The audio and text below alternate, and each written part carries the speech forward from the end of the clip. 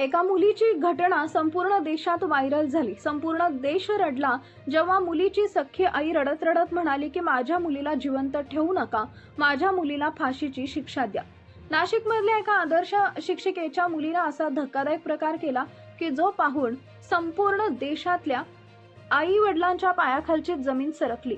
एक अशी मुलगी जी अभ्यासात अत्यंत हुशार, जिच्या चेहऱ्यावर नेहमी निरागस हसू असायचं, जिच्या बोलण्यात नेहमी गोडवा असायचा. तिचं कुटुंब म्हणजे तिचे आई वडील जे एक नामांकित शिक्षक होते, तिची आई जी घरकाम करायची, त्यांचं कुटुंब संपूर्ण समाजासाठी एक आदर्श मानलं जात होतं. लोक नेहमी म्हणायचे काय संस्कार आहेत या मुलीचे, काय गुणी कुटुंब आहे. पण जेव्हा या मुलीचे एक भयानक सत्य उघडकीस आलं तेव्हा त्या मुलीचा धक्कादायक प्रकार बातम्यांमध्ये झळकला.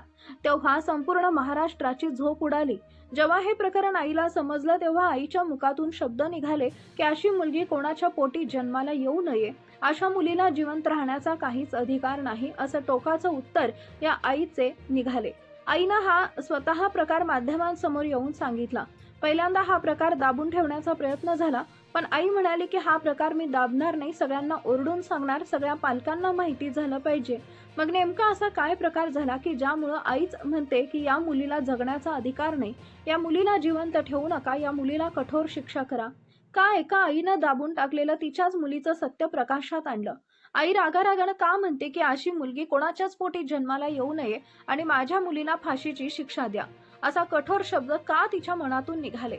हा काय प्रकार मुलीनं केला की ज्यामुळे संपूर्ण महाराष्ट्राची झोप उडाली? चला जाणून घेऊया या इतिहासातल्या सगळ्यात धक्कादायक घटनेचा सविस्तर रिपोर्ट. एक घटना जी नाशिक जिल्ह्यातील एका छोट्याशा गावात घडली. वडील एक आदर्श शिक्षक, मुलांना ज्ञान देणं, चांगले संस्कार शिकवणं हेच त्या मुलीच्या वडिलांचं आयुष्याचं ध्येय होतं. घरातल्या एकुलत्या एका मुलीवर त्यांचं सगळं विश्व अवलंबून होतं. पती पत्नीचं कुटुंब व्यवस्थित होतं, त्यांना एक कन्यारत्न प्राप्त झालं होतं. घरामध्ये प्रचंड आनंद झाला होता. कोणालाच वाटलं नव्हतं की एक दिवस ही मुलगी असा धक्कादायक प्रकार करेल की तिची आईच म्हणेल की या मुलीला जिवंत ठेवू नका.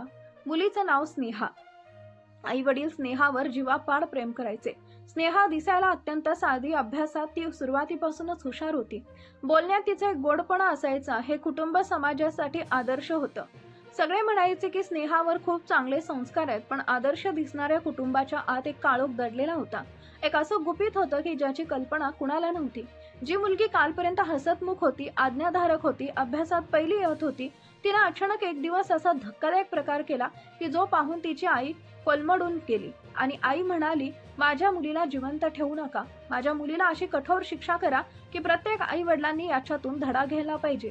संपूर्ण महाराष्ट्र रडला जेव्हा तिचीच आई म्हणाली, माझ्या मुलीला फाशीची शिक्षा द्या. प्रकार दाबण्यात आला होता. सत्य उघडकीस येणार नव्हतं, पण आईनं ओरडून संपूर्ण महाराष्ट्राला हे सत्य सांगितलं. मग त्या आईनं असा कठोर निर्णय का घेतला? आपल्या पोटच्या मुलीला जिवंत ठेवू नका असं ती आई नेमकं का म्हणाली? काय प्रकार त्या मुलीनं केला होता पहा. आज जेव्हा या स्नेहाचा प्रकार उघडकीस आला तेव्हा तिच्या आईनं कळकळीची विनंती केली की या मुलीनं जो काही प्रकार केला तो सगळ्या पालकांना समजला पाहिजे. हा प्रकार ज्यावेळेस उघडकीस आला त्यावेळेचा हा दाबण्याचा प्रयत्न झाला, पण आईनं सगळं सांगितलं, तो प्रकार दाबून टाकू नका. सगळं आईनं सांगितलं. मग नक्की काय घडलं होतं? तुमच्याही मुलाच्या बाबतीत असं घडू नये म्हणून तुम्ही काय काळजी घ्यायला हवी? आई नेमकं नक्की काय म्हणाली? सगळं सविस्तर माहिती घेतो. पहा, स्नेहाचं जे बालपण होतं ते अतिशय सुखात आणि आनंदात गेलं होतं. वडील शिक्षक असल्यामुळे घरात शिस्त असायची, पण स्नेहाची आई आणि वडील यांच्यामध्ये ती एक प्रेमाचा दुवा होती. घरामध्ये काहीचा तणाव असला की स्नेहाचा असणं पाहून तो तणाव अगदी दूर व्हायचा. स्नेहा 5वी ते 6वी पर्यंत अत्यंत निरागस होती. ती अभ्यास करायची, खेळ या दोन्ही गोष्टीत ती रमलेली असायची. पण जेव्हा 8वीत स्नेहा आली तेव्हा तिच्या वागण्यात एक अनाकलनीय बदल जाणवू लागला. ही गोष्ट आहे साधारण 7 ते 8 वर्षापूर्वीची, जेव्हा स्नेहा 8वीत होती. आणि खरं तर या प्रकरणाची सुरुवात 8 वर्षापूर्वी झाली होती. तिच्या वागण्यात अचानक मोठा बदल झाला. अगदी वेळेवर अभ्यास करणारी स्नेहा आता अभ्यासाचा कंटाळा करू लागली. आईला वारंवार हे जाणवायला लागलं, पण नेमका हा प्रॉब्लेम काय आहे हे तिच्या आईला कळत नव्हतं. स्नेहा अचानक शांत राहायला लागली होती. कधी ती एकटीच तासनतास बसून राहायची. सुरुवातीला आईला वाटलं की मुलगी आता किशोर वयात आल्यामुळे तिच्या शरीरात बदल होत आहेत, त्यामुळे कदाचित तिच्या स्वभावात बदल झाला असावा, तिला काही गोष्टींची भीती वाटत असावी. पण जेव्हा स्नेहाच्या मनात काय चाललंय हे, तिच्या काळजात काय दडलं होतं ते कोणालाच दिसत नव्हतं. ती 8वीला असताना तिच्यासोबत एक अशी घटना घडली की ज्यामुळे संपूर्ण महाराष्ट्राला हादरा देणारा प्रकार आज उघडकीस आला. खरं तर या घटनेची पायाभरणी 8वीतच झाली होती. पण जसं प्रत्येक आई वडील सुरुवातीला लहान बदल म्हणून दुर्लक्ष करतात, तसंच तिच्या आई वडिलांनी देखील दुर्लक्ष केलं. तिच्या पालकांनी त्यावेळेस पावलं उचलली नव्हती. जर त्यावेळेस त्यांनी पावलं उचलली असती तर आज ही टोकाची घटना घडली नसती आणि तिची आई असं म्हणाली नसती. तिच्यामुळे संपूर्ण देश हादरला नसता. स्नेहाच्या वागण्यात हा जो मौनपणा होता त्याची शंका आईला येत होती, पण ती शंका नेमका कशाबद्दल होती हेच तिला उमजत नव्हतं. हेच म्हणून स्नेहासाठी भविष्यात किती डोकं ठरणार होतं याची पुसटची कल्पना कोणाला नव्हती. स्नेहा आता 8वीतून 9वीला गेली, 9वीतून 10वीला आली आणि 10वीला आल्यानंतर स्नेहानं परीक्षेत उत्तम यश मिळवलं. तिला 92% मार्क पडले. संपूर्ण कुटुंबात प्रचंड आनंद झाला. वडिलांचा स्नेहावरील विश्वास आणि अभिमान आणखीनच वाढला. पण स्नेहाच्या चेहऱ्यावरचा जो खरा आनंद होता तो कुठेतरी कायमचा हरवला होता. 8वीत असताना तिच्यासोबत एक घटना घडली ज्याचं गुपित कोणालाच माहिती नव्हतं. पण त्याच वेळी काळी सावली 10वी पर्यंत तिच्या मनावर अगदी ठामपणे बिंबून बसली होती. आई वडिलांना काही समजू शकलं नाही, पण जेव्हा हे प्रकरण उघडकीस आलं तेव्हा 8वी पासून तर आज कॉलेज पर्यंतचे सगळे धक्कादायक गुपित बाहेर आले. 10वीच्या घवघवीत यशानंतर स्नेहाला पुढील शिक्षणासाठी तिच्या घराबाहेरचं म्हणजे शहरातच हॉस्टेलला ठेवण्याचा निर्णय झाला. आई वडिलांनी खूप विचार करून तिच्या चांगल्या भविष्यासाठी हा निर्णय घेतला. त्यांना वाटलं की स्नेहा बाहेर जाईल, नवीन लोकांशी बोलेल, तिचा आत्मविश्वास वाढेल, ती शांत राहणं सोडून देईल. स्नेहा हॉस्टेलला गेली. सुरुवातीला सगळं काही ठीक वाटत होतं. ती रोज घरी फोन करायची, पण काही दिवसानंतर तिनं घरी फोन करणं अतिशय कमी केलं. आईनं जेव्हा विचारलं तेव्हा ती म्हणायची, आई खूप अभ्यास असतो, प्रॅक्टिकल असतात, त्यामुळे फोन करायला वेळ मिळत नाही. मग अचानक एक दिवस जेव्हा आईला कॉलेजकडून फोन आला तेव्हा सगळंच सत्य बदललं. स्नेहाच्या कॉलेजमध्ये एके दिवशी अचानक आईला फोन आला. कॉलेजमधून फोन आल्यानंतर आई सुरुवातीला घाबरली. आईनं बोलायला सुरुवात केली तेव्हा पलीकडून प्राचार्य बोलत होते. प्राचार्य जे काही बोलले ते ऐकून आईच्या हातातूनच फोन गळून पडला. अक्षरशः जागेवर सुन्न होऊन बसली, कारण की फोनमधून निरोप आला होता की स्नेहाची वर्तवणूक पाहता तिला कॉलेजमधून काढून टाकण्यात आलाय.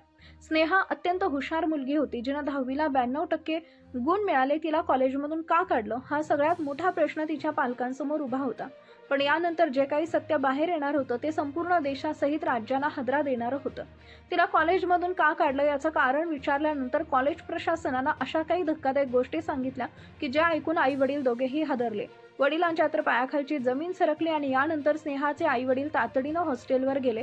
तिथं गेल्यानंतर त्यांना अशा काही गोष्टी समजल्या की ज्याचा विचारही त्यांनी केला नव्हता. त्यांनी स्नेहाचा हात धरला, तिला तडक घरी नेलं. घरी आल्यानंतर तिची विचारपूस केली. त्यांनी स्नेहा काही सांगितलं नाही, ती फक्त रडत राहिली.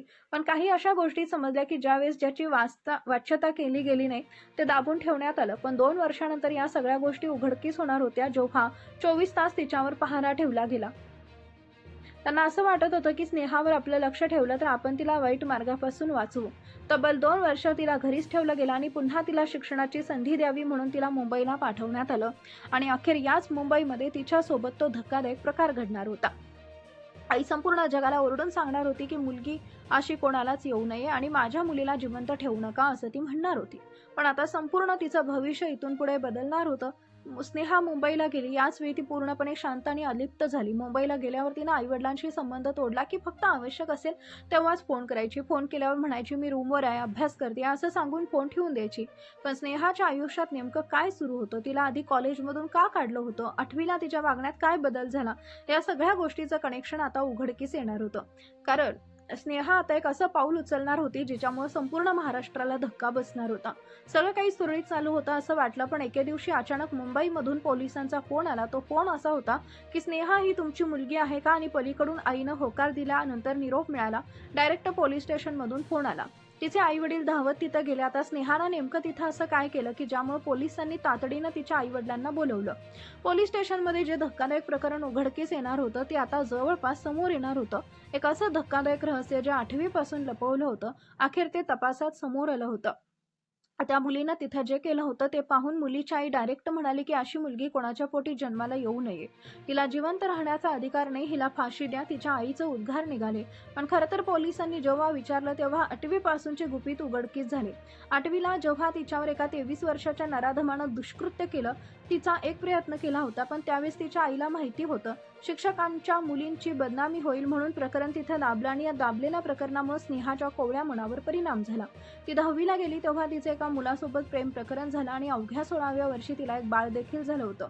ते बाळ गुपचूप अनाथ आश्रमात ठेवण्याचा निर्णय घेतला. हे प्रकरण 10वीच्या वेळेत होतं. त्यावेळेस देखील हे प्रकरण त्यांनी दाबलं होतं. त्यानंतर ती मुंबईला गेली. मुंबईमध्ये एका 50 वर्षाच्या व्यक्तीसोबत ती राहायला गेली होती. तिने त्यांच्याशी लग्न देखील केल्याची माहिती समोर आली होती. त्या व्यक्तीबरोबर राहून ती अंमली पदार्थाच्या नशेची सवय तिला लागली होती. ती अत्यंत व्यसनाच्या आहारी गेली. त्यामुळे तिची विचार करण्याची शक्ती पूर्णपणे नष्ट झाली. एके दिवशी नशेमध्येच त्या 50 वर्षीय व्यक्तीचं आणि तिचं भांडण झालं. तिनं त्या नशेमध्येच हातापायीमध्ये त्या 50 वर्षीय व्यक्तीचा काटा काढला. ती मध्ये एकदा घरी देखील आली होती. तेव्हा आईला तिनं मारहाण करून संपवण्याचा प्रयत्न केला होता. आईला समजत नव्हतं, पण अखेर आज हे उघड झालं होतं. एका हुशार मुलीचं गुन्हेगारामध्ये रूपांतर झालं. तेव्हा आई म्हणाली होती की अशी मुलगी कोणाच्या पोटी जन्माला येऊ नये. या मुलीला जिवंत राहण्याचा अधिकार नाही. तिला कठोर शिक्षा करा, असं आई रडत रडत म्हणत होती. खरं तर ही मुलगी बिघडण्यामागे चूक कुणाची होती? घरच्यांची की त्या मुलीची होती? आता त्या मुलीची कायदेशीर कारवाई सुरू झालेली आहे. मग नक्की या घटनेविषयी तुमचं मत काय आहे? कमेंटमध्ये नक्की तुमच्या प्रतिक्रिया द्या. माहिती महत्त्वाची वाटली असेल तर शेअर करा. चॅनलला नवीन असेल तर सबस्क्राईब करा.